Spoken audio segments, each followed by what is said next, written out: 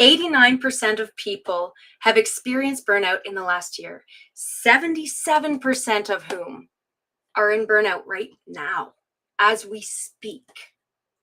We have Carole Jean here, and she's going to talk to us about why this is important in the neurodiverse world and in the world at large, and why it should be important to you too right now. I mean, even after these stats, you should already be going, oh, geez, I need to pay attention. So here's Carole Jean. She's going to talk to us a little bit about that and tell us a little bit about herself in the process. So my question to you is, those of you in the audience, and Shauna, are you one of those 77% in burnout right now? Do you suspect that you are experiencing some degree of burnout? And for those of us who are autistic, ADHD, dyslexic, dyspraxic, anything under the neurodivergent umbrella, burnout can feel very different. It can feel more intense. There are more factors, elements, and experiences, especially when so many of us in the autistic and ADHD population in particular experience co-occurring health conditions such as POTS, postural orthostatic tachycardia syndrome, MCAS, mast cell activation syndrome, and Ehlers-Danlos, or one of the variations of hypermobility. All of these things factor into how we experience burnout, sometimes why we continue to stay in a chronic cycle burnout. And I think Shauna and I are going to dive pretty deep today, specifically around how does burnout impact our communication? And as marketing rebels and business owners and those who are in the marketing and communication world, this is pretty important, folks, because how we communicate and from the place in which we're able to communicate is greatly impacted by our energy and our burnout. And this is where everybody takes a deep breath in, because truly, that's where sometimes you start feeling called out, but it's okay because we're going to talk about it and why it's so important. We were talking actually a little bit beforehand, before I had to say, shh, Shauna, stop it, save it for the podcast, about how all of this impacts your messaging. And your messaging is a word that is often used in marketing, but it is a word that I think we should start carrying through to a lot of different other spaces in our life. Now, before we get into that, I wanted to ask you, because the title of this conversation is Transforming Spicy Burnout, and people might be like, spicy, what the heck is spicy? So just for anybody who's not aware, what does it mean to be neurospicy? So specifically, when I talk about spicy burnout, I'm talking about the burnout experience for autistic and ADHD professionals. And I call it spicy burnout, and that is my term, and one that is in the process of being trademarked right now. I love it. Specifically because I have also identified, I've been conducting global research into spicy burnout over the last 3 years, and this has impacted, and we've had over 1 million people participate on some degree over in 93 countries in this, all autistic and ADHD adults. And within that, I have identified that we have 5 levels of spicy. And I have it from the poblano pepper level 1, that's where you got just a little bit of heat in your life, to the jalapeno pepper level 2, to the cayenne pepper level 3, where we are really heating up. We got level 4 habanero pepper. And at a level 4, you are on fire. Everything is flaming hot. And then we have ghost pepper level 5, which is you're so hot, you're not. This is where things start to shut down.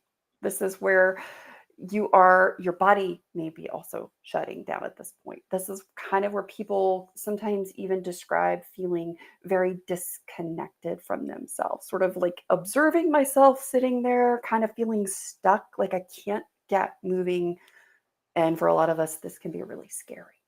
And Absolutely. we describe that to someone else. And one of the things that happens so often, especially to late identified autistic and ADHD adults, is we have been told, or we describe sort of what's happening, and we get misidentified as you're just depressed. But we feel that it's so much more than just depression. Because depression, feeling those experiences of feeling depressed are a very common experience within burnout, but there's so much more. Mm. Yes, absolutely. And that sort of dissonance can affect every way that you're showing up, every different realm of your life, including just the time that you spend alone. And so, like, Right. this type of conversation, and this is true across the board, regardless of whether you're neurospicy or not. You can absolutely get to this point where you're not being effective in your day to day. So how can you actually effectively show up for yourself and your business and your family and your life, and how can you put yourself together in such a way that you start to feel that joy again? And that's where this conversation comes into play. That's where this conversation matters over and above just plain marketing of yourself, showing up for the sake of showing up. Well, our So messaging comes from our heart. And if our heart is not feeling joyful, it doesn't come through. Our messaging, our communication shifts as well. So what is, now I asked you what is neurospicy, and we're talking about neurospicy burnout in particular. I'm just curious because those extreme levels, while they do happen, we don't want to get there, right? So how do we identify neurospicy burnout in those milder flavors? So I have a quiz that helps you identify which spicy pepper level you may be falling into, and I'll be glad to share that with you so that people can access that. Um, it's a so let's just talk about burnout in general. Yeah. Burnout by definition, and I have a very specific definition, but general across the board, no matter your neurotype, burnout is a result of a consistent energy deficit. When we are talking about degrees of burnout and experience, I am specifically talking about consistent energy deficit. However, it is more specific for our neurotype is autistic and ADHD humans, and that is consistent unmet needs and sensory profile needs, because that's a part of who we are. It's wonderfully wired humans. It is not just our brain that is neurodistinct. And I say distinct versus divergent because we do not want to divert and be different and separate from everyone else. All humans want to be distinct and part of the whole in the way that works best for us. So when we're talking about neurospicy, right, we're talking about it is not just the consistent energy deficit, it is also the chronic, consistent unmet needs within our human needs. And there are 30 of those, by the way, folks. Most of us just think there's 5, all of the physiological stuff like food, shelter, water, financial safety, physical safety. However, there's 25 more needs, basic human needs, all of us have. But for us in late identified life in particular, so many of us have lived so long not knowing, and through our experience of being misunderstood or the way that the world has responded to us. A lot of times there's levels or layers of micro trauma or big trauma and things like that. So we have been in a survival mode. And a lot of times that shows up as people pleasing or making sure everything has to be perfect. We can't make mistakes because if I make a mistake, then something bad can happen because in the past somebody's teased me, somebody's hurt my feelings or worse. And then we get into this place of protection. And then in that place of survival, we are not looking at what are my needs and what do I need to have met in my life so that I am thriving. Absolutely. And something that came up for me when you were saying that is this idea of, you were talking about people pleasing, and we're hearing a lot, and I've noticed this a lot, where these types of conversations are coming up amongst all people in media and who are showing up, and they're often using the word masking. I'd like to hear a little bit more about that within this context, because I think that this could be pertinent. Oh, it absolutely is. So I say that I masked to the professional level of camouflaging. So I didn't just mask, I just didn't have a couple layers I would change for the context because all humans mask. It's just a tool that we use. It is about showing up appropriately for the context, right? So I'm not going to show up to a board meeting depending on where I am. Like if it's a tech firm, maybe I might show up in some funky jeans or something casual, right? But let's just say I'm going to IBM and I have a meeting in the boardroom. I'm going to be dressed and appropriate for that context and situation. Everyone at that table is.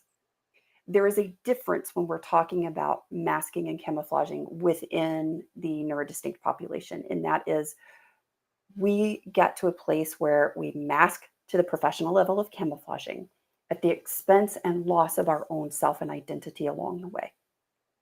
because it is a survival protective mechanism, because it's keeping us safe to show up in all forms. I mean, I caught myself sitting at home one day drinking a Diet Coke all by myself in my 30s. And I thought, why in the heck am I drinking this? I hate Diet Coke, but I've been drinking it since second grade when it came out because Margaret Vidmer's grandparents owned the local Coca-Cola bottling company, and they brought it to school, and all the girls made a big deal out of it, right? And oh my gosh, this is so good. So everybody's drinking Diet Coke, and I thought, well, to fit in, I have to drink Diet Coke, even though I hate it. But I was alone in my 30s, still drinking this nasty stuff, and I had just bought a case of it. And at that point, I didn't even know I was autistic at this point still, but that was like my first level of awareness because I was just like, this is gross. And I picked it up and I threw all of it away. And I said, I'm never picking another one of these up again. And I haven't. But that is what we're talking about. Do we ever stop and truly ask, what do I like? What does my perfect day look like? What's important to me? What do I need? That is a very powerful question to have to ask yourself, and a scary one too, because you never know if you have the answer, right? You ask yourself this question and you're like, I've never really had the chance. I've never really had the chance to explore that, and that can be really scary. And even though we're talking about burnout in particular here, but I want to say just for another conversation is that this is where we start talking about like how do we step into our authentic selves? How do we actually explore that? This show will be addressing that. I have a few people who are ready to dive in, but I just want to say that this houses that. And it's really important to understand how deeply ingrained that is and how all of that repetitive masking depletes your energy on a regular basis, which is therefore leading you to this state of consistent burnout. And you sometimes you don't even realize it because you're just in it all the time. This is just the way I am. Well, I talk about two different elements of burnout in particular. The first is the chronic cycle burnout loop. So, of those 5 spicy pepper levels, most people who come to me in my coaching program, they usually go between a 3, 4, and a 5. And that's the circle. That's their chronic cycle burnout loop that they have been moving in between degrees of spicy, most often for decades. On the rare occasion, I get a 2, 3, 4, but that is a very rare thing. By the time people come to me, and here's the other thing to kind of note, just as a sidebar here.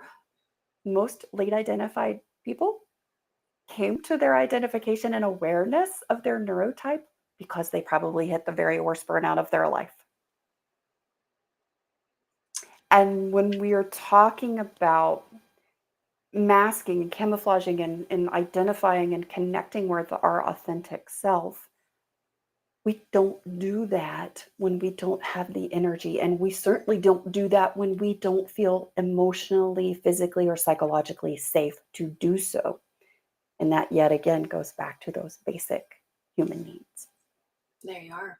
And this also leads me to the next kind of way of thinking about this is the idea that, okay, well, if you don't feel safe or if you're stuck in a loop, then all of this preaching that we get across the board of, oh, you just need a self-care day or set firmer boundaries or like any of those things start to sound really obnoxious. They just start to sound Oh, absolutely obnoxious is just like an understatement, right? right. Exactly. So how we're sitting here in a cycle, a burnout cycle. What do you do? First, you have to identify, am I caught in a restoration illusion trap? And this is one that usually rocks most people's world. I'm already So, rocked. so of those 5 levels, those 5 degrees of spicy burnout, if you identify, hey, I definitely have been circling that chronic cycle burnout loop of a 3, 4, 5. So there are seasons in my life where I'm more consistently at a 4 habanero. Like I'm hot. I'm like maintaining just the bare minimum. Every now and then I slip off for maybe a few weeks or maybe a month into that 5 where everything's just kind of shutting down. I regain some energy and move back down to a 4 so that I'm kind of living there. Then maybe things change in your life. And there's something called hedonic adaptation. in psychology. So at that level 4, when we've been there for a long time, it becomes our norm, Mhm. right? It's kind of like when you got a brand new car, you better not get in my car with food or drinks. And the kids, man, just do not touch anything. Just like you and your sticky self, just sit still, right? Do not eat So, in my car. Well, 6 months down the road, we got French fries between the seats and empty cups in the cup holders, right? So the norm, like the newness, our ability to identify has shifted. And that's what happens when we've been in a particular spicy level of burnout for a long time. We forget what it felt like to feel good. And for a lot of us, it's been decades. So it's really hard to recall that. Maybe childhood and you're in your 40s. But let's say some things change in your life. Maybe some stressors are alleviated at work. Maybe things at home. Maybe you've got some additional help. Things are no longer a great demand consistently on you. So you start to feel better. You start to get some energy and you've moved down from a 4 to a 3. But because you were in a 4 for so long, just that little bit of feeling better feels like you're in restoration and you're out of burnout. And you believe that you're out of burnout, but you don't recognize that you've only moved down the scale. mhm. That's the illusion.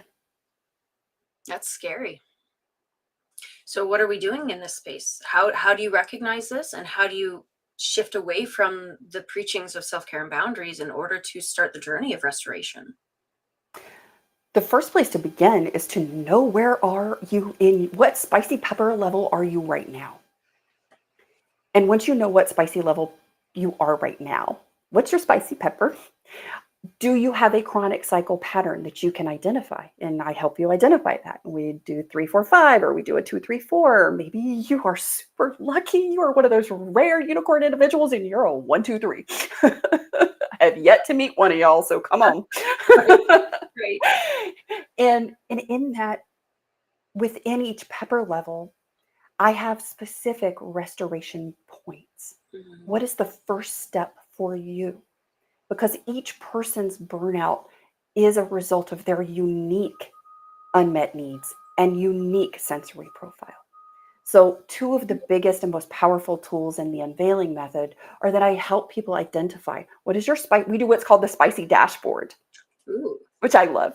So, we have the spicy dashboard and we determine, where are you right now? What is your pepper in this moment? What is your chronic cycle loop? Do you have one? Because not everybody does. What's your chronic cycle loop? Do you have, or have you experienced the restoration illusion trap? And then we look at, okay, if this is your pepper level, because you are only one pepper at a time, folks. You are not more than one pepper. You are not between two peppers. You are one pepper. And in that one pepper, we're going to say, okay, how spicy within this pepper are you? So from a 1 to 10, where are you falling on the scale of this particular pepper? Mhm. Now, let's just say you're a level 4 habanero right now. Let's say you are so on fire, like you're flaming. And let's say you identify as like an 8, but you feel like an 8, 9. And we can do kind of an 8, 9. So, okay, we'll just say 8, 9. What happens is in the foundation part, because there's 4 phases to the unveiling method. And this is a process. You didn't get into burnout overnight. And the reality is you will not get out of it overnight, although we all wish we could, right? Mhm. I mean, believe me, I want to, and where people begin is, I just want to feel better, right? We're suffering, we're struggling, we just want to feel better. And that's one of the biggest mistakes that we can make in restoration, is not having a thrive destination statement, not knowing what our thriving can be for us, or have a destination. It's like having an app on your phone with a map and saying, I want to go somewhere, but I don't know. And you can drive all over the place and it can show you where you are. It can take you anywhere, but you haven't put in a destination. So you're going to be meandering and going anywhere. And you may not show up anywhere you want to go. You may end up someplace that's not very nice along the way. So with restoration, yes, it's self-care, but we can't self-care on something we haven't identified as an unmet need. And if we only believe we have like the 5 basic needs, then we're missing these under 25. And here's where I really rock people's world usually, when we go through the needs assessment and we say, okay, what are the needs that are actually being met for you? Because that's way easier than your unmet need. That's hard because we've never been taught to think about that. So we go through, I created a very special tool for this. And we go through and we say, okay, what are your needs? What are being met right now? And by the inverse, we're also going to get a list of unmet needs. And then we do what I call kind of pressure testing. And we get that number one unmet need, that number one need that you have in your life. But that's just the beginning, because as neurodistinct humans, part of how we are, who we have been created to be, is that our sensory system is just that. It is very a sensitive sensory system in a lot of cases. So 100% of respondents all across the globe for the last 3 years have all said, 100% respondents say sensory sensitivities have been heightened in burnout. And your burnout, your profile, your sensory profile in burnout is different from your sensory profile in Thrive. Hmm. So I might have an auditory sensitivity as an autistic ADHD person. And when I'm in burnout, it is hypersensitive. I hear every little thing and it just hurts my teeth. However, I can also be hyposensitive, and there's one sound I cannot stand, and other stuff I just don't even, just doesn't register. And these things can happen simultaneously, which doesn't always occur in what we were, let's just say, neuromajority brains and bodies. But for us, that can be a very common thing to have both hyper and hypo at the same time. But let's just say in burnout, my auditory sensitivity is at a 10. However, when I'm in Thrive, I still have an auditory sensitivity, but the degree to which I experience it might be a 3. Hmm. So these are the most important components to begin with in a foundation: is what is my number one unmet need? Because it's not going to necessarily be those physiological needs like food and water and the things that we, usually go to, sleep, right? Even though we all need sleep. There's 7 forms of rest other than sleep that energize you. But we have to look at, what are my love needs? What are my esteem needs? What are my self-actualization needs? What are the other needs that actually are the things that are lacking and draining the most energy out of my life on a consistent daily basis? And when that need starts to get met, that's where we really look at, and I hinge everything on that Pareto principle of the 80-20. Because when you're in burnout, you already have finite resources.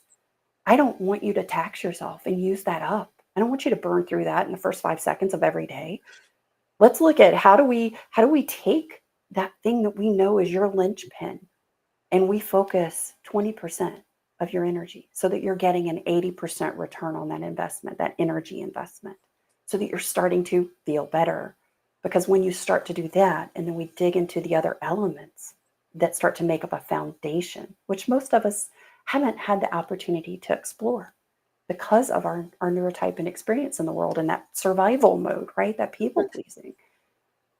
And self-care, ultimately, it's not slapping cucumbers on your eyeballs. It's not having a spa day. I mean, that's so nice. That'd be great. I love to do that kind of stuff. But that's not self-care truly. That's not sustainable self-care for starters. And everything that I teach is about what is sustainable, what is consistent, because burnout is ultimately consistent unmet needs. Hmm. Yeah. Energy deficit, right? And this is something that I was kind of thinking about is, we're talking about our unmet needs, and one of the key things, and you mentioned this actually, if anybody wants to see a very short little live we did, mentioned it in our little live on Instagram, about communication and about social rest and different things like that. But you can't get to the point where you can have those needs met without that crucial word, communication. And so, like, typically in the podcast, we kind of close it off around now, but I really want to dive into this. So I'm going to give us another, I don't know, 5 minutes, something like that, to talk specifically about communication and what we're bringing forth, how we're marketing ourselves to our environment and to ourselves. Because remember, what you say, your brain hears and sees, right? So you're conditioning and training your brain to know these things. So how do we do that in order to resolve this burnout, in order to get into that, not resolve maybe, but that get into that restoration phase of things, while still maintaining the status quo? Because I mean, look at myself. If I go into a severe state of burnout, if I don't have a system and process in place, a way by which to communicate my needs and to have my needs met, then I won't be able to provide for my children. I won't be able to, and I mean emotionally, financially, mentally, all the things. And I mean, for me, that's my epitome, my kids, right? So, and many people have a variety of different um, whys or centers. So, how do we do this? How can we leverage this communication piece in order to market ourselves in such a way that allows us to thrive and continue to show up consistently for ourselves, for our family, and for our business, for our careers? So one of the biggest components when we're talking about spicy burnout is that for a large majority of autistic and ADHD individuals, tapping into our physical feelings to identify what our body is telling us that we need on a physiological level, but then also being able to recognize maybe what that emotional feeling is and how we transcribe that into our mind so that we can articulate it to the people that we care about, first to ourselves and then to other people. There's something called alexithymia, and we also have processing differences. So sometimes it takes longer for me to process how I feel about something. And I'm alexithymic. So that also means that I can feel all of the feelings and they can be really big and they can feel almost scary because they're huge and they're very powerful and they all show up at one time. And sometimes when they show up is later than the actual event. So then I'm trying to figure out, why am I feeling all of this and this doesn't match the context. So when we're talking about communication, it begins with the tools and the refinement of us learning to identify, what am I feeling? What is showing up for? Is this something in the present moment? Is this maybe from yesterday or last week that's just now showing up? How do I process this so that I can make sense of it, put it in the context of my needs and my sensory profile, and then I can start to more clearly identify what this is so that I can communicate it to the people in my life, because we are not islands, folks. We do not live in isolation, even though so many of us try because other people just demand too much of us. But we are social as in nature by being human, and no one lives alone and does not have the needs of other people. Even if you go to the grocery store, you are reliant on other people who have packaged the food and sold it to you, Mhm. right? And there's probably 30 people that have been involved in you getting that packed chicken or whatever. At least. So, how do we start to communicate to the people in our life that we love, that are in relationship with us? Because in relationship, we are there to support one another. And that was my big reason for starting this journey 7 years ago to restoration, was my children. I was in the worst burnout of my life. And I was thinking, okay, I'm at this junction in my life where either I figure this out, because right now I'm not being the best me, and I'm definitely not being the mom that I want to be and the best mom that I want to be. And either I got to figure out how to fix this or I'm done. And that's a horrible place to be. And I didn't want to be there, and that wasn't my choice. I chose differently. I had that choice in that agency and I made it. And the restoration and the communication piece is not easy. There are things that come up, and when you're not aware of processing differences or aware of how you experience and identify your emotions, like through alexithymia, that becomes a challenge. So it's most critical to be able to identify what is your need so that you can communicate or begin communicating. And it's going to start messy, folks, and it's okay. Start messy. I'm always telling people this in every sphere. Messy action. Just do the thing. Do the thing that you know you need. I feel like this is the thing that comes up all the time, is Disney movies or something to the effect. Is Frozen. Frozen 2. You know, when Anna is sitting there, she's lost her sister, she's lost her best friend. I'm going to do the next right thing. Just one step. That's it. I love it. I love it so much. Now, I'm going to take this opportunity to ask you if there's anything else, because you've already, like, I'm full. Like, I don't think I can hold any more um, amazing information at this point. I'm processing and I'm going, oh my gosh, I need to use all of this and I need to apply it to everything that I'm doing in my marketing, because I'm always telling people you need to make sure that you have a sustainable, maintainable system. You can't show up 50 times a day and sustain it. It's not going to happen. That and understanding that you have 100% in every day. You can't give 100% to your marketing, otherwise you're not doing anything else for the day. So all of this, I'm receiving it and going through. So I'm going to give you this chance here to give us one final, because this will be my cherry on top, one final thing to help everyone understand what it means to experience neurospicy burnout, to navigate that space, and to really push through to the next level. And then, of course, tell people how they can meet you, because I'm pretty sure everybody wants to meet you now. That's a big question. And I think the most important part in beginning, taking that first step to burnout restoration, is coming from the place of hope. Because in burnout, most people feel hopeless. And I know that I did.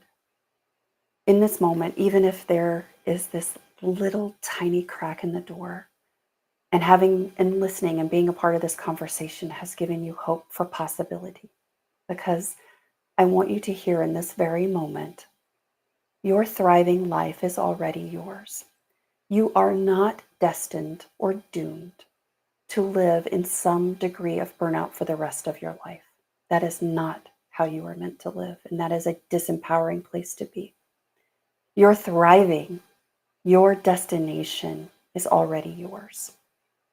You begin that with curiosity, compassionate curiosity in this moment, just to recognize and honor that you have done the very best that you can do. But what got you here will not get you there. And all you do in this moment is take a deep breath and go, I am worthy of my own needs being met. They are not too much. They are not a burden. And they are my right. If you would like to start your burnout to thriving journey, you can find me at Mind Your Autistic Brain. You can check me out on Beyond Autistic Burnout, the talk show. And I'm always available to answer any questions you have. So if you're on LinkedIn, by all means, please pop in my DM and ask a spicy question anytime. Definitely one of my most favorite things to do is to pop into your DMs and say, hi, how are you doing? So I encourage everybody else to do the same thing. With that, I want to thank you so much for being on the show. I appreciate you and all that you bring into this world. And we will be chatting soon.